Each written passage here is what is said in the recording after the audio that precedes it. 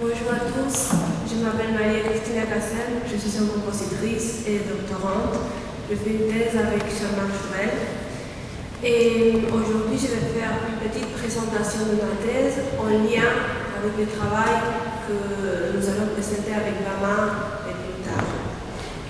Bon, le sujet de ma thèse, c'est l'ethnomusicologie créative, la naissance de l'ethnomusicologie créative en Amérique latine.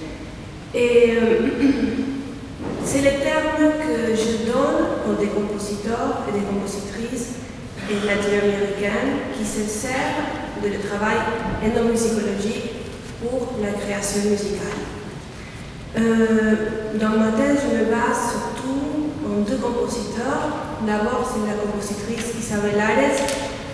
Isabel Ares est une compositrice qui est née dans l'année 1909. Donc ça fait vraiment longtemps, et qui va exercer sa carrière comme compositrice à peu près dans les années 1930. Donc elle était compositrice, mais elle va être vraiment connue dans toute sa vie comme ethnomusicologue. Et elle va être nommée comme la doctora, ça veut dire en espagnol c'est le docteur.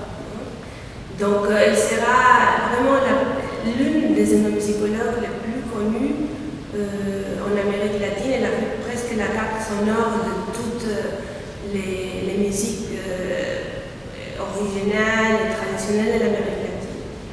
Alors, ce qui n'était pas très connu chez elle, c'était qu'elle était compositrice et qu'elle se servait de ce travail ethnomusicologique pour faire ses propres créations musicales. Quand je dis le terme ethnomusicologie créative, je parle des compositeurs et des compositrices qui vont au-delà de la question théorique de la tradition pour composer ces œuvres.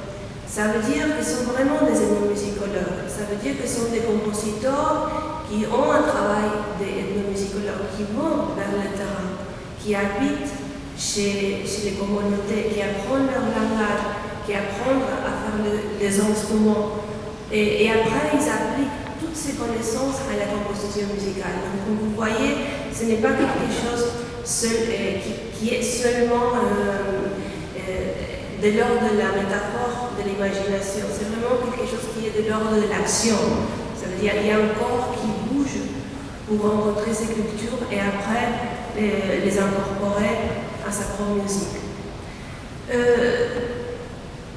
Ensuite, je parle aussi du compositeur Alejandro Iglesias Rossi, qui c'est un compositeur qui est né dans les années 1960, donc il est un compositeur d'actualité, et qu'il va faire un travail similaire, mais qui va aller au-delà du travail d'Isabel Ares. Ils vont se rencontrer dans l'année 2004 et ils vont former un orchestre. Par la suite, Isabel Ares, en l'année 2005, il va décéder, donc c'est lui qui va porter vraiment le projet de cet orchestre, qui s'appelle l'Orchestre des instruments autochtones et nouvelles technologies.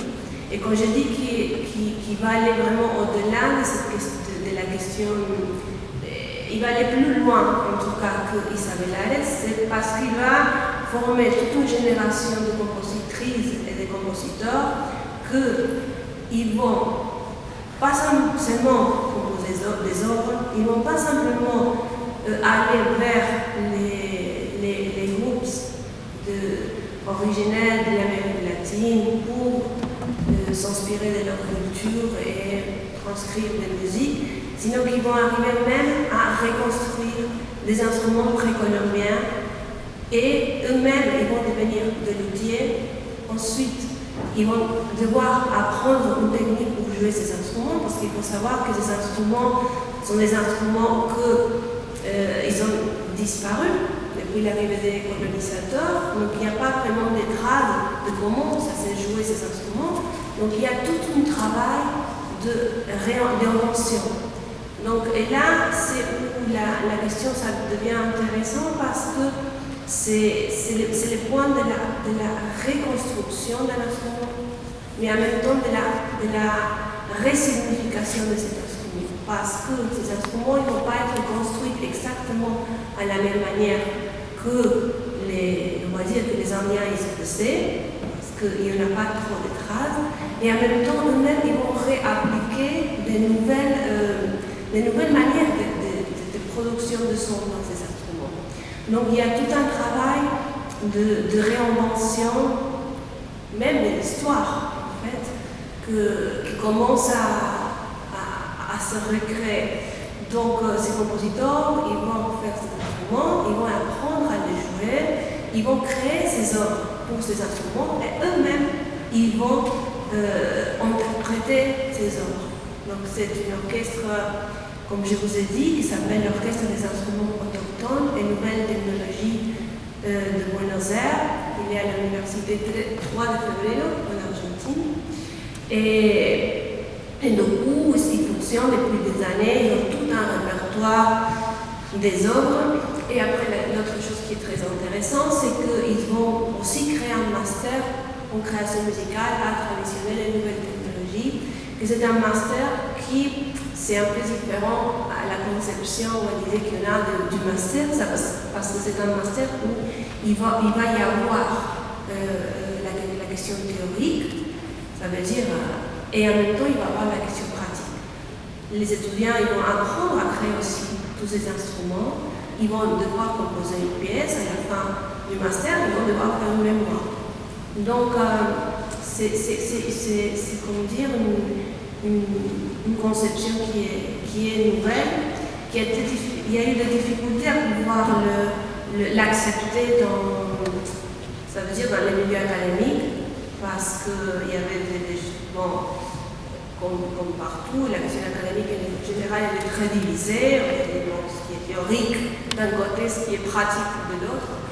Donc ça casse un peu cette barrière entre théorie, pratique, et il ouvre des nouvelles formes de création, des nouvelles manières d'apprendre en tout cas la musique. Donc la question c'est effectivement la question de la resignification, jusqu'à quel point est-ce que on resignifie quelque chose du passé, jusqu'à quel point elle devient une autre chose. Donc aussi il y a toute une question de la problématique en rapport à la mémoire et comment cette mémoire du passé devient quelque chose de dynamique, et la problématique aussi de la tradition, évidemment, si c'est quelque chose qui est fixe, qui ne bouge pas, ou que par contre, elle bouge et elle change tout le temps. Donc la présentation que je vais faire tout à l'heure avec Parmanou, donc c'est une présentation de musique et musicalgraphie, et dans laquelle, dans ma partie, je vais présenter, on va écouter une pièce qui s'appelle Los Hilos Infinitos, c'est une pièce orthophonique, dans laquelle moi-même aussi j'ai fait l'expérience de créer mes propres ocarinas, ce sont des instruments qu'ils ont enregistrés, celles qui les apportent aujourd'hui ne sont pas créées pour moi, mais aussi moi-même je me suis mis dans cette expérience de créer un instrument, le jouer et composer aussi une pièce. Donc ça sera ma partie musicale, dans laquelle maman va faire aussi tout son travail de musicalgraphie, et je pense que notre point commun c'est justement entre son travail et la mienne, c'est justement cette question de la resignification du passé en faisant des choses contemporaines. Donc merci beaucoup et à tout à l'heure.